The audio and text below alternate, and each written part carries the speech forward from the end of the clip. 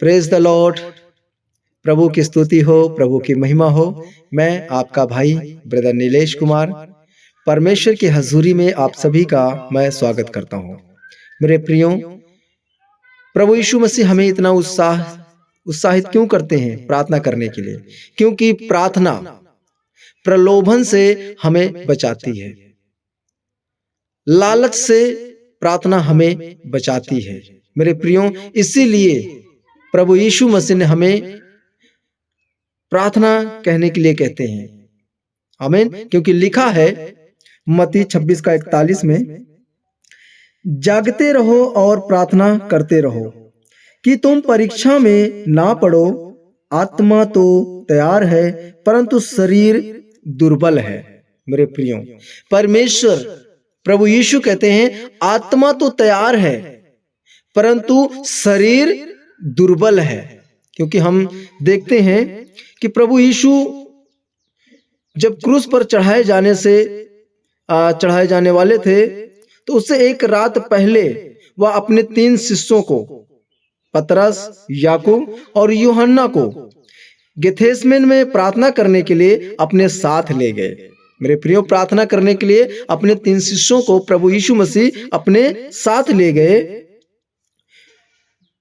और प्रभु यीशु मसीह ने उनसे साफ साफ बोला था कि मैं प्रार्थना करने जा रहा हूं, यानी कि तुम भी यहां पे बैठ के प्रार्थना करो, क्योंकि तुम नहीं जानते हो कल क्या होने वाला है, आने वाले समय में तुम्हारे साथ क्या होने वाला है। आमीन। हम देखते हैं कि जब प्रभु यीशु मसीह प्रार्थना करके लौट रहे थे तो क्या देखा कि शिष्य लोग जो थे तीनों वो सो रहे थे। मेरे प्रियो, और अगले दिन क्या सामना करना था उनको, किस चीज का सामना करना पड़ेगा उनको, इस बात से वो अनजान थे।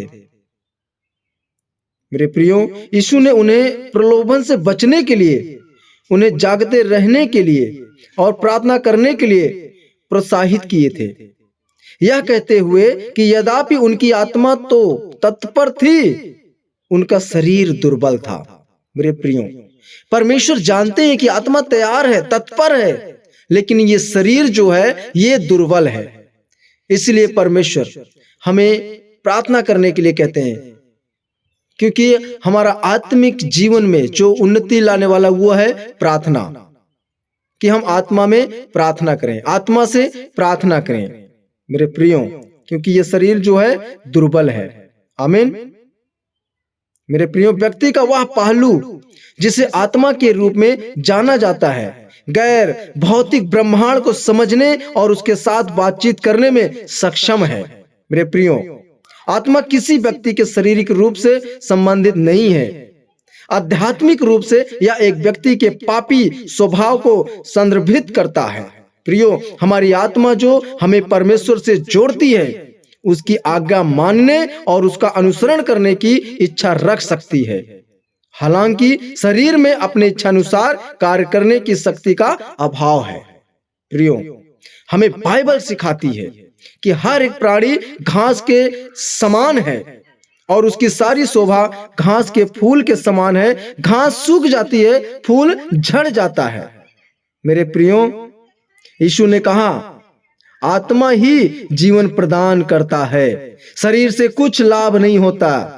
जो बातें मैंने तुमसे कही हैं वे आत्मा से हैं और जीवन भी है। मेरे प्रियो, जो परमेश्वर ने हमें कहा वो आत्मा है और जीवन है। आमीन। परमेश्वर का वचन परमेश्वर की आत्मा से है। मेरे प्रियो, जो सीधे हमारी आत्मा से बात करता है। परमेश्वर के वचन के माध्यम से हम अनंत जीवन प्राप्त करते हैं। मेरे प्यारे भाई बहनों, मनुष्य की आत्मा और शरीर के बीच हमेशा युद्ध होता रहता है, क्योंकि पौलुस कहता है यदि परमेश्वर का आत्मा सचमुच आप लोगों में निवास करता है तो आप शारीरिक स्वभाव के वश में नहीं बल्कि आत्मा से ही प्रभावित हैं। मेरे प्रियो, यदि परमेश्वर का आत्मा हम में वास करता है तो हम अपने पापी स्वभाव से नियंत्रित नहीं होते हैं, हम आत्मा द्वारा नियंत्रित होते हैं। आमीन। पवित्र आत्मा पौलुस के माध्यम से बोलता है, क्योंकि यदि तुम शरीर के अनुसार दिन काटोगे तो मरोगे, यदि आत्मा से देह की क्रियाओं को मारोगे तो जीवित रहोगे। मेरे प्रियो, यदि हम आत्मा की शक्ति के माध्यम से अपने पापी स्वभाव के कार्यों को मार डालें तो हम जीवित रहेंगे प्रभु यीशु के नाम से। आमीन। प्रियो, शैतान हमें नष्ट करना चाहता है, लेकिन हमें पतरस चेतावनी देता है, आप संयम रखें और जागते रहें। आपका विरोधी शैतान दहाड़ते हुए सिंह की तरह विचारता है और ढूंढता रहता है कि किसे फाड़ खाएं। आप विश्वास में दृढ़ होकर उसका सामना करें। हाँ मेरे प्रियो, आप विश्वास में दृढ़ होकर शैतान का सामना करें, आपके बीच में से वो भाग जाएगा। आमीन। मेरे प्रियो, सतर्क रहने से हमें यह समझने में मदद मिलेगी कि दुश्मन कैसे काम करता है। अधिकांश समय प्रलोभन हम पर हावी हो जाता है और इससे पहले कि हमें इसका एहसास हो हम हार जाते हैं। परिणाम स्वरूप हमें सतर्क रहने की आवश्यकता है। आमीन। इसलिए मेरे प्रियो, प्रार्थना में समय बिताने से सृष्टिकर्ता के साथ व्यक्ति का रिश्ता गहरा होता है और व्यक्ति का दिमाग तेज होता है, जिससे व्यक्ति आध्यात्मिक युद्ध के लिए तैयार होता है। मेरे प्रियो, आप ध्यान दें, इससे हमें आध्यात्मिक जीत मिलती है। मेरे प्रियो, क्या हम आत्मा की शक्ति के माध्यम से अपने पापी स्वभाव के कार्यों को मार डालते हैं? क्या हम देखते हैं और हमारा प्रार्थना करते हैं शैतान से बचने के लिए? आमीन। मेरे प्रियो, यदि परमेश्वर का आत्मा हमें वास करता है तो हम अपने पापी स्वभाव के द्वारा नहीं बल्कि आत्मा के द्वारा नियंत्रित होते हैं। आमीन। यदि हम आत्मा की शक्ति से अपने पापी स्वभाव के कार्यों को मार डालें तो हम जीवित रहेंगे। मेरे प्रियो, जब हम प्रार्थना करते हैं तो परमेश्वर के साथ हमारा रिश्ता मजबूत होता है और हमारा दिमाग तेज होता है, जिससे हम आध्यात्मिक युद्ध के लिए तैयार होते हैं। मेरे प्रियो, इसीलिए जागते रहो और प्रार्थना करते रहो कि तुम परीक्षा में ना पड़ो। ये मेरे प्रभु यीशु का, मेरे प्रियो, हमारे यीशु का ये शुभ समाचार है हमारे लिए कि जागते रहो और प्रार्थना करते रहो।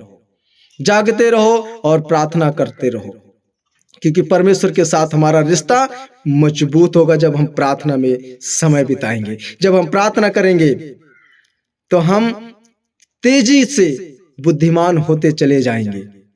आमीन। तो मेरे प्रियो, आपसे मैं यही कहूंगा कि आप भी जागते रहें और प्रार्थना करते रहें, क्योंकि आत्मा तो तैयार है लेकिन ये शरीर दुर्बल है। और प्रभु नहीं चाहता है कि जब मैं आऊं तो तुम्हें सोता हुआ पाऊं। प्रभु चाहता है कि जब मैं आऊं तो तुम्हें जागता हुआ और प्रार्थना करता हुआ पाऊं। आमीन। तो मेरे प्यारे भाई बहनों, आज के इस वचन के माध्यम से परमेश्वर आप सभी को बहुत याद से आशीष दे। मैं आप सभी के लिए प्रार्थना करता हूँ। Thank you Lord Jesus, hallelujah. हो जीवित परमेश्वर, हे सुंदर सृष्टि के निर्माण करता प्रभु जी, हम प्रार्थना करते हैं प्रभु, आप दया करें प्रभु हर एक भक्तजन के ऊपर। हे पिता, जो भी आज प्यारे पिता परमेश्वर उनका विषय है, आज के वचन के माध्यम से प्रभु जी आपने हमारी आंखों को खोला है, मनों को खोला है प्रभु, ताकि हम प्यारे पिता अब जाग सकें और निरंतर हम प्रार्थना कर सकें, आत्मा में प्रभु और शरीर में भी प्रभु। हे पिता परमेश्वर, आज जो भाई बहन इस वचन को सुने हैं प्रभु, इस वचन के माध्यम से प्रभु इनके जीवन में मेरे पिता आप बदलाव लेके आए प्रभु जी। और मैं विश्वास करता हूं कि आपने अपना मुख हमारी ओर किया है, अपने तेज को हमारे ओर किया है प्रभु। और जो लोग प्रार्थना को सुन रहे हैं, हे पिता परमेश्वर, उनके जीवन में प्रभु जी एक बड़ा बदलाव लेके आए प्रभु। यदि किसी भी प्रकार के प्यारे पिता परमेश्वर वो इस समय प्यारे पिता मजबूरी में है, परेशानी में है, पीड़ा में है, उससे आप प्रभु निजात दिलाएं, उससे आप प्रभु मुक्ति दिलाएं, उससे आप छुटकारा दिलाएं प्रभु। और मेरा विश्वास है कि आपने नियंत्रण किया है, आपने भला चंगा किया है प्रभु, हम धन्यवाद देते हैं। और कोई भी प्रभु जी भाई या बहन प्रभु बंदी गृह में है, हॉस्पिटल में है प्रभु जी, हे पिता आप उनका इलाज करें और उन्हें बाहर लेके आए प्रभु जी। और आपसे सब कुछ हो सकता है पिता। और मैं विश्वास करता हूं इस प्रार्थना के माध्यम से आपने प्रभु बंदी गृह में जो भाई बहन हैं उनके ऊपर भी आपने नियंत्रण किया है, और जो हॉस्पिटल में है उनका भी आपने इलाज करके चंगा किया है। मैं आपका धन्यवाद करता हूँ। हे पिता, आपने हमारी प्रार्थना को सुना है। और जो भाई बहन प्रभु संतान के भूखे और प्यासे हैं, मैं उनके लिए प्रभु प्रार्थना करता हूं कि आप उनके गर्भ को खोलें पिता, और उन्हें संतान की प्राप्ति दें प्रभु। हे पिता परमेश्वर, और मैं विश्वास करता हूं कि यह वरदान है मेरे पिता। आज का यह प्रार्थना उनके लिए जो सुन रहे हैं प्रभु, जो संतान के भूखे और प्यासे हैं, आपने उन्हें संतान प्रदान कर दिया है। धन्यवाद देता हूं प्रभु जी। और जो जॉब के लिए है प्रभु, आप उन्हें जॉब प्रोवाइड करें पिता, क्योंकि आप सब कुछ कर सकते हैं प्रभु जी। और जो भाई बहन पढ़ रहे हैं, हे पिता परमेश्वर तैयारी कर रहे हैं, अच्छा ज्ञान अच्छी बुद्धि आप देते हैं प्रभु, स्वर्ग से देते हैं प्रभु, क्योंकि अपने मांगने वाले को आप देते हैं पिता। हे प्रभु, आप उन्हें प्रदान करें जो वो मांग रहे हैं प्रभु। मेरा विश्वास है कि आपने हमारी प्रार्थना सुना, विनती सुना। धन्यवाद देता हूँ, सारी आदर महिमा आपको देता हूँ प्रभु। प्रार्थना उद्धार करता परमेश्वर प्रभु यीशु मसीह के पवित्र नाम से मांगता हूँ, आमीन।